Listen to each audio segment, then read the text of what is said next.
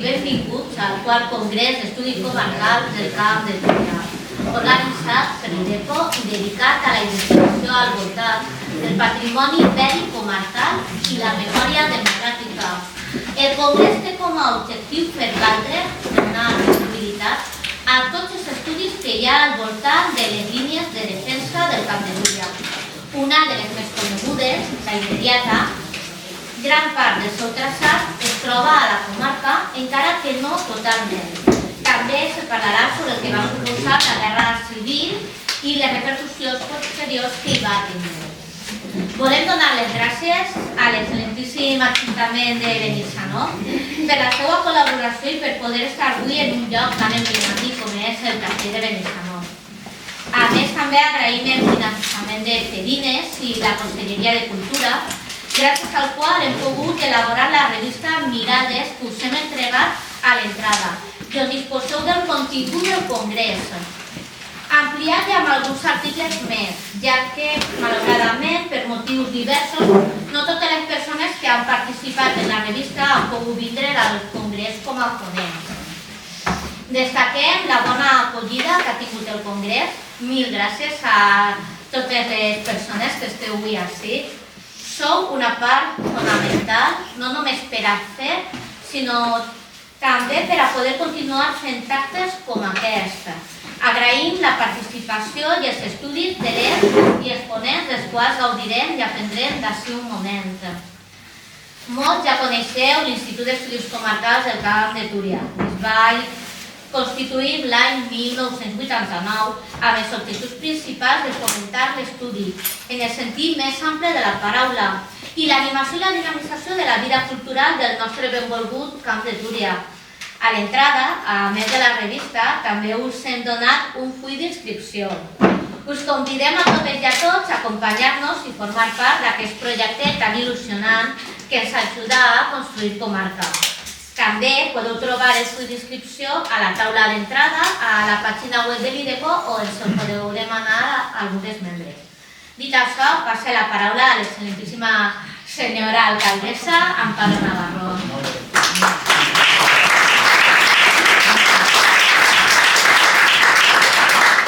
Bona vesprada a tots i benvinguts a Benissanó, benvinguts al Castell de Benissanó, a la sala de l'administrador del nostre castell. Benvinguts i moltes gràcies a IDECO per pensar en Benissanó per aquestes jornades. Aquestes jornades sorgiren quan farem en el centre social, farem el que és l'exposició del patrimoni contra les cordes i allí començarem a pensar en la possibilitat de fer en Benissanó les jornades de l'Institut d'Estudis Comarcals. Diguem, doncs, anem a buscar un local i pensarem en el local més xulo que tenim, que és este, que és el Castell de Benissanó i que pensàvem que era el que li podria donar una forma més bonica i que era més adient. Per tant, benvinguts una vegada més a fer comarca, perquè d'això es tracta. Ja no sols de fer comarca, sinó de ser comarca, de creure's una vegada per totes que som comarca, que tenim una potencialitat bàrbara i podem fer moltes coses junts i créixer junts, d'això es tracta. Ara, com ja sabreu també estic de presidenta de la Mancomunitat i és un dels meus objectius. Fer comarca i ser comarca, sobretot, treballar junts i fer coses com aquestes, potenciar la nostra comarca en totes les seves facetes, en tots els seus àmbits. I avui és un dia per a celebrar, que podem fer això en el Castell de Benissanó, i avui és un dia especial perquè podem començar a fer les jornades. Moltíssimes gràcies. També volia donar les gràcies a meus companys que crec que no estan per ací, però que aquesta setmana han estat per ací muntant, organitzant el contacte a tots vosaltres per a que avui això fora una realitat. Per tant, moltíssimes gràcies i que ho passem d'allò més bé. Bona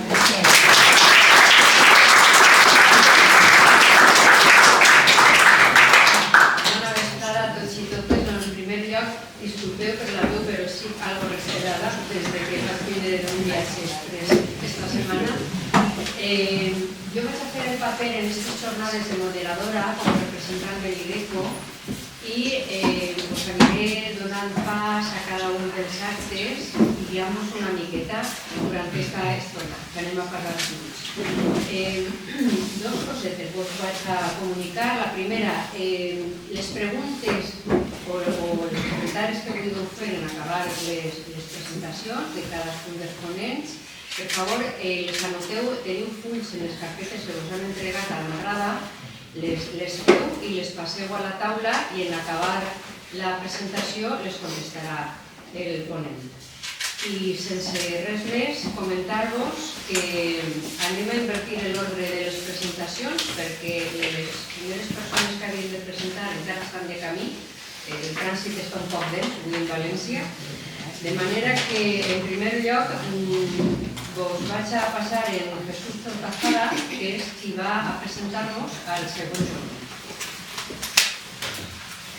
Bueno, yo soy del Centro de Estudios Local de la Pobla de Vallbona y normalment també fem una espècie de cicle de conferències i tots els punts que tenen com a referència la Pobla i uno d'ells és que tracta el meu company de historiador de la Pobla. I llavors vaig a explicar una miqueta qui és i què és. Bueno, ell és Isaac Jorge Fernández, és nascut a la Pobla de Vallbona en juny de 1990, és historiador, escriptor i professor de secundària. És soci fundador del Centre d'Estudis Locals de la Pobla de Vallbona i actualment ostenta el càrrec de secretari. Col·labora en la revista Fem Pobla, que publica el Temps i el Pobla. Sempre li agrada dir que quan li demanen que s'esmenti algun aspecte sobre la seva trajectòria que va tindre la sort de col·laborar des del 2014 fins al 2019 amb l'escriptor valencià Josep Soler Carnisser, conegut per ser un pioner en l'excursionisme valencià i amb qui va escriure i col·laborar en els seus últims 3 llibres abans de morir l'any 2020. A banda de la seva faceta com a historiador, també dedica el seu temps lliure i això li va valer, també dedica el seu temps lliure a escriure i això li va valer guanyar el Premi Teodoro Llorente de la Pobla de Vallbona en l'any 2011-2015 en la modalitat de narrativa de temàtica local.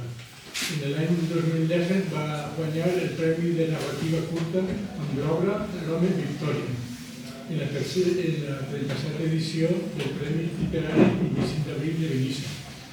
El 2019 va eixir a la llum el segon seu llibre, una investigació històrica sobre les 40 persones de la Pobla de Vallbona que van ser empresonades durant la repressió franquista.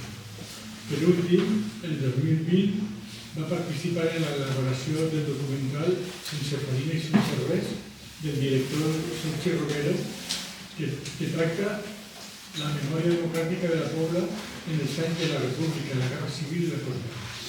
Ara ja us passaré amb ell i us contaré el que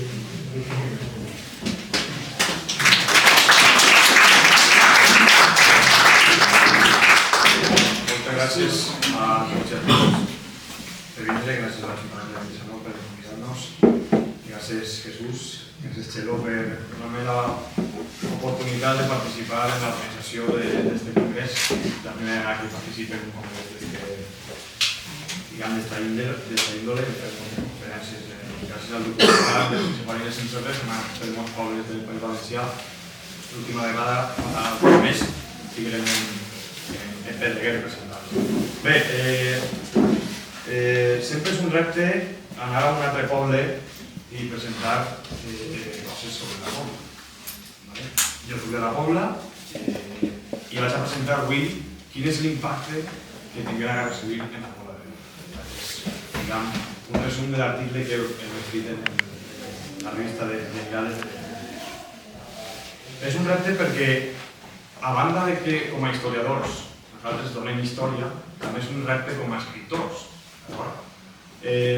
Comencem la carrera, comencem a escriure xicotets, assajos, treballets que fan professors, si n'hi ha gent que s'especialitza com fa de tesi doctoral, també, o escriu llibres per a especialistes, però és molt important també saber com escriure història.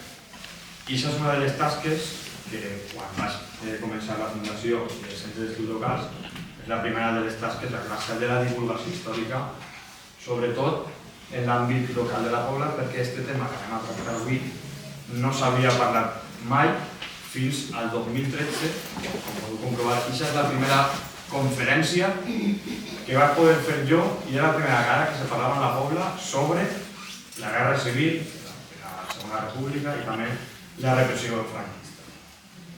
Tot això que vaig a contar avui, molt resumidament, és un treball que porta a cap des de l'any 2009, o sigui, des de quan vaig pràcticament començar la universitat, va començar el 2008, i el 2009 se'm va ocórrer començar a fer entrevistes a la gent major, a la poca gent major que ja quedava a la Pobla.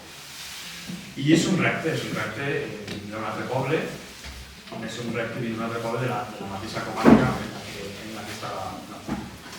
Aquesta investigació encara està en curs, són 15 o 16 anys ja investigant, i us vaig a contar una novetat que m'ha eixit esta mateixa setmana.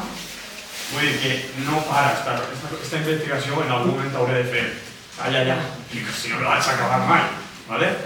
I el títol de la investigació que estic fent és La veritat en el seu lloc, la Pobla de Vallbona durant la Segona República, la Guerra Civil i la postguerra en 1931-1965. Bé, el primer que n'hi ha que preguntar-se és què és la Pobla de Vallbona abans de la Guerra Civil o fins i tot abans de la Segona República. Heu de tenir en compte que tota la comarca, la primera meitat del segle XX, és una comarca agrícola, per se, i la Pobla no és menys, òbviament. Al voltant de l'agricultura es crea una sèrie d'elits, d'acord? Que juntament amb els jornalers que treballaven per a aquestes elits, se conformen tres cultures polítiques. El carlisme, molt important en la comarca del Camp de Túria, sobretot també en Llíria, el conservadorisme i també, molt important, el naixement del classicisme en la Pobla, que això és al voltant quan comença la restauració dels Borbons, bàsicament. Però tenim que tenir en compte també que comença a néixer, a principis del segle XX, 1903, es crea el primer centre republicà a la Pobla. És una presència molt moderada, és una minoria absoluta. D'acord? Una minoria absoluta que acabarà governant en la Pobla, diguem-ne, baix totes les expectatives que se tenien. I això com se fa?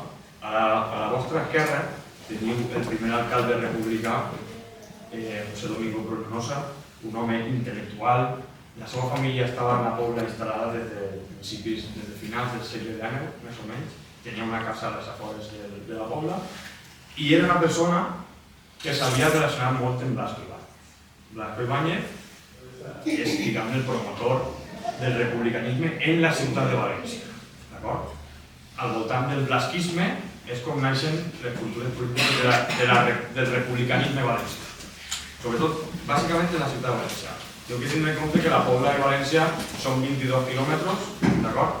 Són pocs, ara són pocs, abans, diguem que les distàncies eren més llargues. Però este home feu negocis en Nàpols, era enginyer de conserves, se dedicava a la conserva de la tomata i va fer negocis en Nàpols.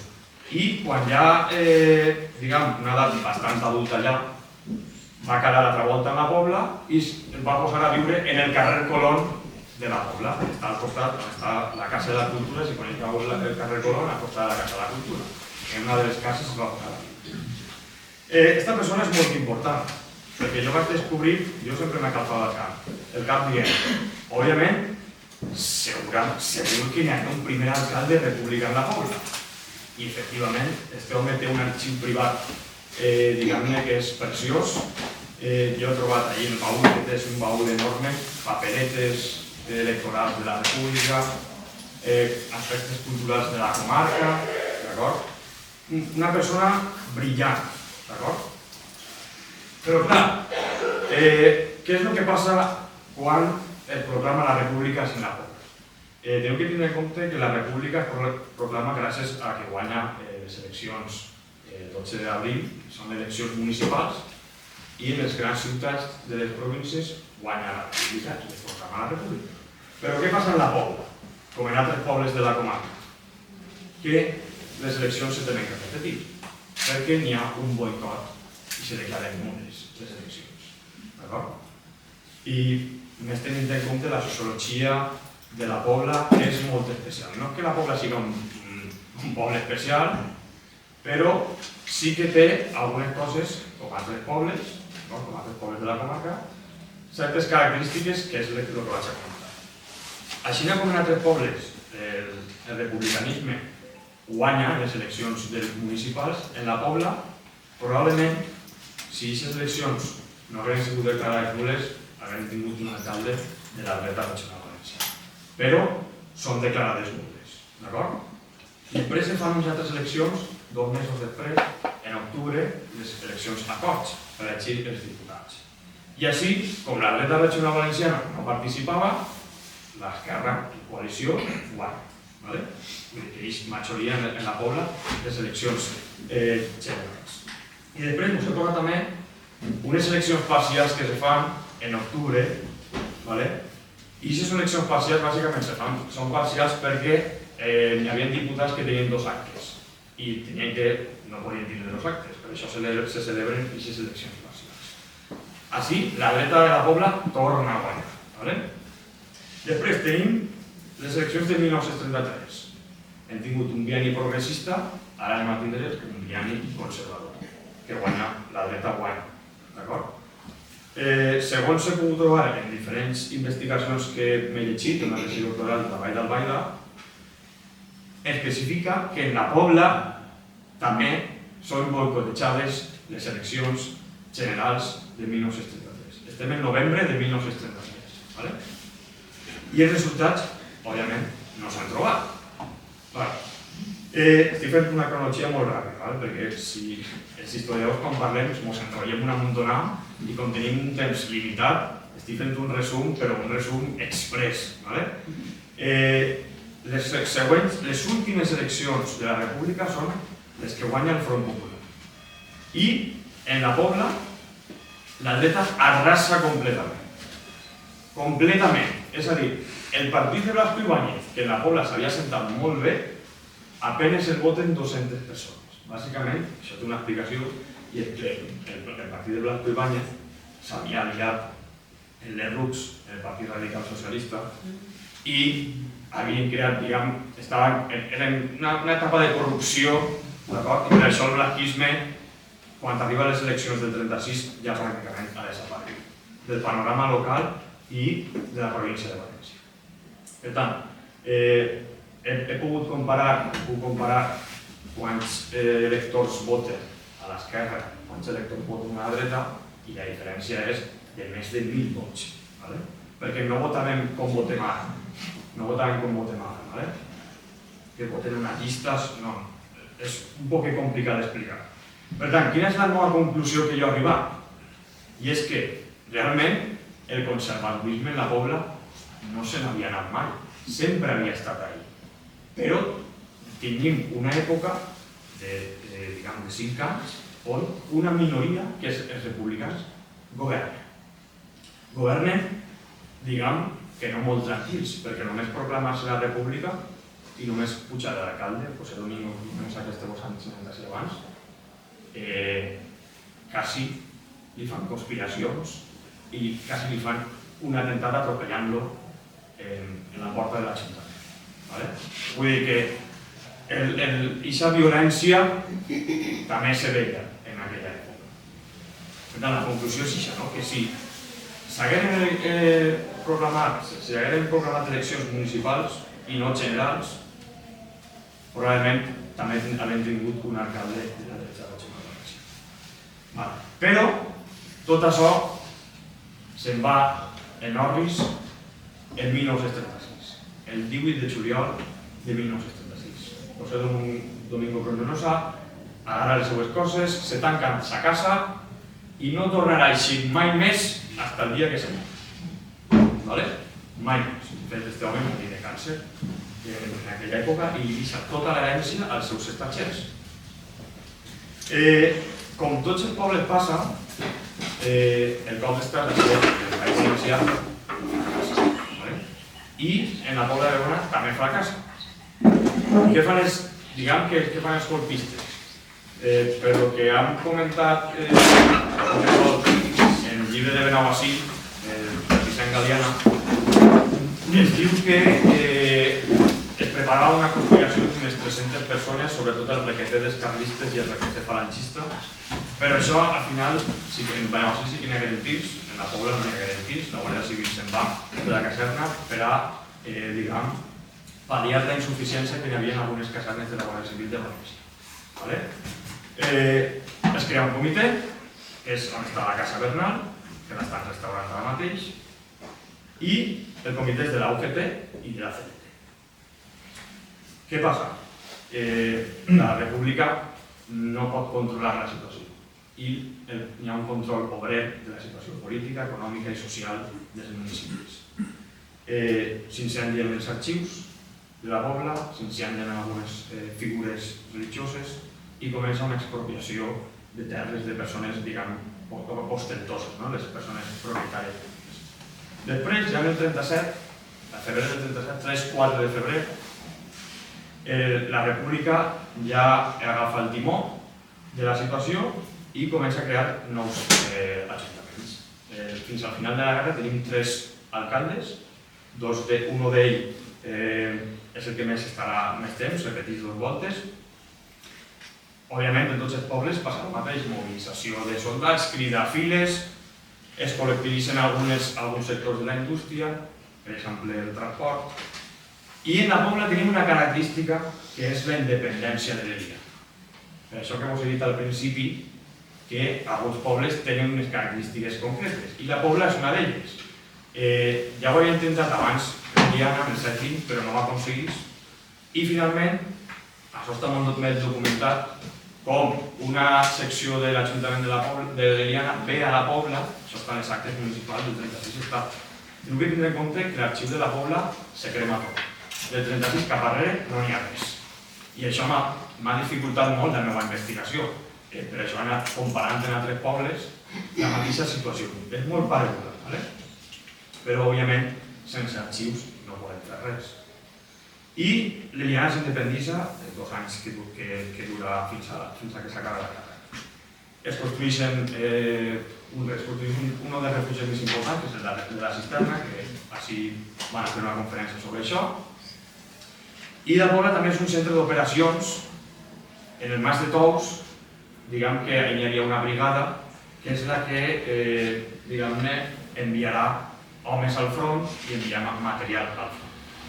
I, òbviament, en 1939, és l'any en què s'acaba la guerra, el 1 d'abril, i un exili, una repressió, d'acord? Ara vull acabar en les conclusions o en les conseqüències de la guerra, que això és el que més m'interessa. En 1936, agost, setembre, comencen les expropiacions. He pogut comptabilitzar, gràcies als arxius, sobretot en l'arxiu del Centre de la Memòria Històrica, podeu consultar-ho, en tots els pobles està, i és que n'hi ha 22 persones que se senten afectades per les expropiacions i unes 1.779 fanecades que expropia una comuna que se crea, que és el Campesinat. Estava controlada bàsicament per la CNT.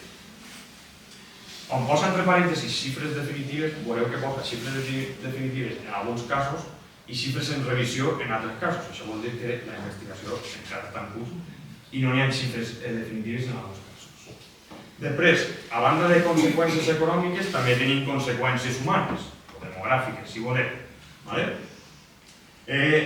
La Pobla, al principi de la guerra, més o menys, com encara no s'havia independitzat l'Eliana, tindria uns 5.000-5.500 habitants, si juntem l'Eliana i la Pobla. He pogut comptabilitzar unes 23 persones que encara estan desaparegudes, òbviament. Heu de tenir en compte que hi ha molts documents que posa persona desaparecida també no sé quantes. Molts no desapareixien, molts s'evadien a les altres files al franquisme. Vull dir que n'hi ha molts que jo me les he trobat en el cementari, però esto no estava desaparegut. I resulta que s'havia passat de bàndol. S'havia passat de bàndol. També Respecte a la repressió de la Guarda, tenim 23 víctimes de la repressió durant la guerra, perquè heu de tenir en compte que la guerra i la revolució comencen al mateix temps. Estem en una guerra, hi ha dos blocs enfrontats i les persones que en aquest cas moriran són persones que són desafectes a la república i també religioses. Gavarda, el que va escriure els afusellaments del País Valencià, té un llibre que va escriure també sobre els afusellaments, la repressió durant la rereguarda. Primer ella havia comptabilitzat 21 persones i buscant noms i relacions he arribat a la xifra de 23 persones. Per què? Hi ha 2 persones que eren de la Pobla però que no vivien en la Pobla, vivien fora. I com a novetat, tenim les víctimes de la repressió franquista, que jo havia fet un llibre, pensava que ja tenia fet, però és que ara me toca revisar l'altra volta i teníem que tornar-lo a publicar. Per què? Bàsicament perquè en principi Gavarda, en el seu llibre dels afusellaments del País Valencià, marcava 38 persones afusellades. Investigant i parlant amb més gent, resulta que n'hi havia uno de la Pobla que estava en Higueruelas, que no era d'Higueruelas, sinó que era de la Pobla. Era un error de Gavarda. I, justament, esta setmana, mirant el llistat de Benaguasil, jo dic, aquest nom me sona una mentona. Jo l'he vist en alguns documents de la Pobla, l'he vist. I ell el posa en Benissanó, era un moliner, molt jove, i jo l'he vist que formava part d'una cooperativa, perquè durant la guerra se crea una cooperativa, la cooperativa de la Senyera, i formava part d'aquesta cooperativa. Clar, per això no ha posat xifres definitives, he posat 40 més 1. N'hi ha que investigar sobre aquest home i primer n'hi ha que anar a Madrid a veure si efectivament aquest home és de la Pobla o és de la Pobla. Per tant, són xifres que estan en revisió. Acabant ja, més conseqüències. Durant la Guerra Civil s'empresonaren al voltant d'unes 30 persones. Eren desafectes a la República. Ahí trobem dones, trobem els pares de les persones que havien matat de la dreta, potser estan 2 o 3 dies, no estan més, però eren també tancades en les persones, en les famoses xeques, sobretot també a València. I més xifres en revisió, perquè no n'hi ha noms exactes encara, són les 679 persones que n'hi hagueren de la Pobla. Teniu que tenir en compte que n'hi hagueren molts de la Pobla que se'n van anar. Per exemple, n'hi ha 3 o 4 casos que se'n van anar a Barcelona. I ahir, evidentment, aquesta gent també participar en la guerra en col·lectivitzacions i es pillen després i es tanquen a presó, però continuen sent de la guerra, en la guerra, i són de la guerra. Per últim, i no menys important, lamentablement en la Pobla tenim 2 casos que estigueren en camps de concentració, José Manuel Serra Benavent i Benjamín Navarro Vargas. I són xifres definitives, no han conegut ninguna més. Uno era guàrdia d'assalt, l'altre era molt jove, era de Quinta del Riberó, i quan acaba la guerra, ja que els franquistes venien cap a Barcelona i passar la frontera. Els 2 passen la frontera i els 2 formaren part del batalló de treballadors i els enviaren cap al nord de França i quan els alemanys passaren la línia de Maginot els empresonaven. A aquests 2 estigueren tancats en Mauthausen, un va morir i l'altre va morir a posteriori. Després de la... Ell estigué 4 anys, José Manuel Serra Benavent estigué 4 anys en Mauthausen. 4 anys que jo, cada que dic 4 anys dic, però del 41 del 39 al 45, són 4 anys. I això més, lamentablement va morir en un sanatori de França, en un poble prop de París, de tuberculosis, clar. Una de les malalties que pillaven aquelles persones. I, no menys important, un tema que actualment està molt en boga i hi ha moltes investigacions, que també són xifres en revisió, és la depuració del personal docent. De moment, gent de la Pobla he trobat 12 d'acord? He pogut aconseguir, puc parlar en un fill d'una mestra que era de la Pobla, però estigué molts anys en Betxí i també molts anys en Benaguasil, que m'ho va contar, que anava en el tren de Benaguasil a València. Aquesta persona vivia en València i ja no torna més a la Pobla. I després estic darrere d'una altra mestra que fou directora de les Escoles Colón, que és l'actual Casa de la Cultura de la Pobla. Allí vivien els mestres i aquesta mestra fou durant molts anys directora.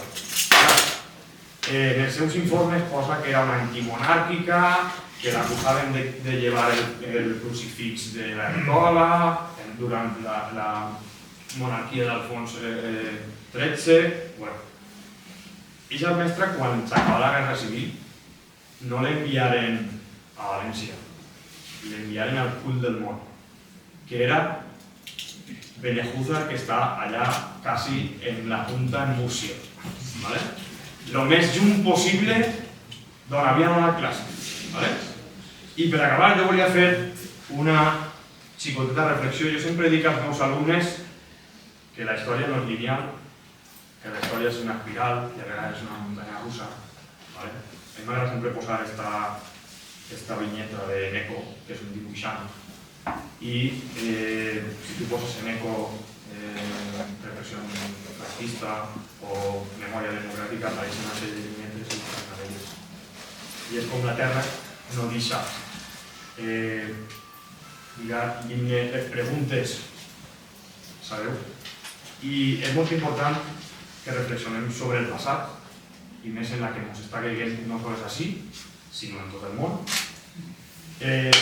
Probablement molts d'ací tindreu amics, nets, fills, i com vaig dir fa poquet en la presentació del documental en Pedreguer, la nostra missió com a historiadors, però també com a persones, és que aquesta història no se perdi. Moltes gràcies.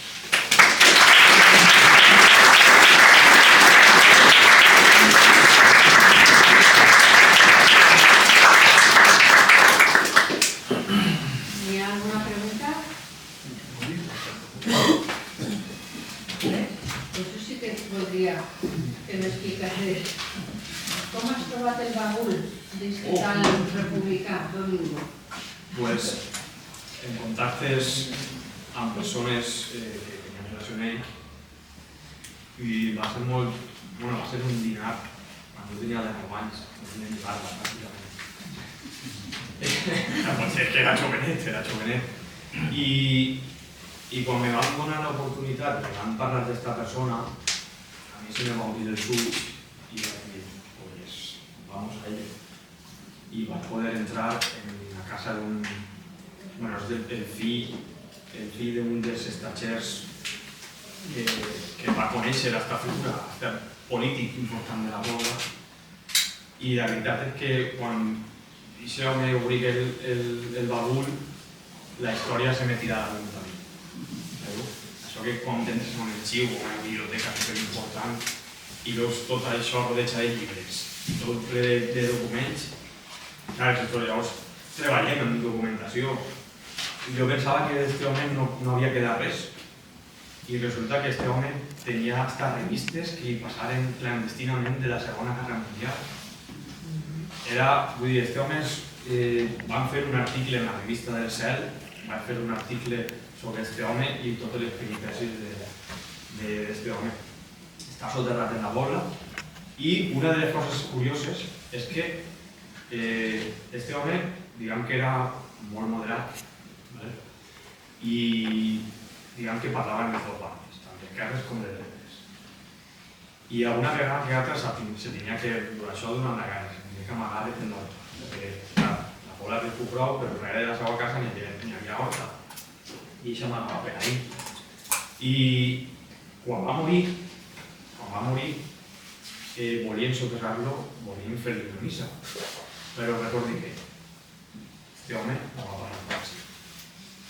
I no li feia una missa, era que... I aquesta repressió també, perquè tinc que tenir en compte que, per exemple, en Benaguasil hi ha casos de blasquistes que són afusellats durant la guerra. Este home anaven a per ell anem a per ell, el comitè anava per ell. Però, diguem-ne que com teníem una relació amb tots, diguem-ne se salva. I és molt important parlar sobre, jo crec que aquesta figura no se pot entendre també, els 4 o 5 anys d'estabilitat, diguem-ne, en la boca, sense esta figura. No pensar de fer el camí carrer... Estem parlant de la pobla. Una cosa, este home va ser el que va posar el carrer, perquè el carrer Colón era molt llarg i estava dividit en 3. Carrer Avenida de los Mártires, Blasco Ibáñez i carrer Colón. I ell va posar una placa que jo l'he vist, és un bust de Blasco Ibáñez i aquest dia va vindre el fill Sigfrido Blasco Ibáñez, que era el fill de Blasco Ibáñez, a inaugurar el carrer Blasco Ibáñez. Sí, pensa que és el llibre de Galiana, parla d'un anarquista molt conegut de la Pobla, de la comarca, que diu que se vestia de falangista i arribava fins a creuar la frontera de França. Gràcies per nombrar-lo. Que me pense que és que això Benissano me pense que venia també este anarquista durant la guerra i preguntava, això no estan els fascistes, no? Pues este home... I després al llegir-ho, no sé, una persona que m'ha dit que este era el mateix que venia a Benissano. I era per saber, no sé què passa al final de ell. Pues mira, jo t'ho vaig a dir i encara estic rere d'ell.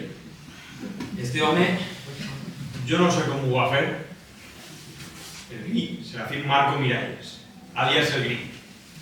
Àlies el gri. De fet, hi ha molta gent de dretes encara de la Pobla que quan escolta Serafín Marco Miralles el gri, diu, ixe, cuidao. Perquè en la causa general deia que era un matarife, la causa general sempre diu que comunistes, socialistes, que participaven en el comitè tots eren matarifes per tranquil. Pues això, home, molt ràpidament, internet, ara mateix, això és una bassa d'oli i és com si trobares or, és una mina d'or. Pues uno de Twitter, imagineu-vos, uno de Twitter, que jo tinc Twitter, i va compartir un document on eixia això, home, i jo dic, mira, este tio que fa compartint això, i enseguida automàticament jo l'escric a aquest xic, que també és historiador, perquè tracta sobre la mort d'un poble de Toledo, perquè és que la història és un poc, és molt densa, però a veure si intento explicar-ho, ¿vale? Serafín Marco Miralles és de la Pobla perquè sabia que anaven a matar-lo. Vestit de falangista. Vestit de falangista, ¿vale? I al mateix temps, uno de Toledo, d'un poble de Toledo, ix també fugit, ¿vale? I se troba Serafín Marco Miralles a l'altura entre la província de Castelló i Terol. Se troben. I els dos peguen a fugir a la frontera i paren en un poble que jo estigui aquest estiu, que és Ripoll. ¿Vale? I els empresonen. Pues jo no sé com el fa el tio este, a l'altre el maten i a este no.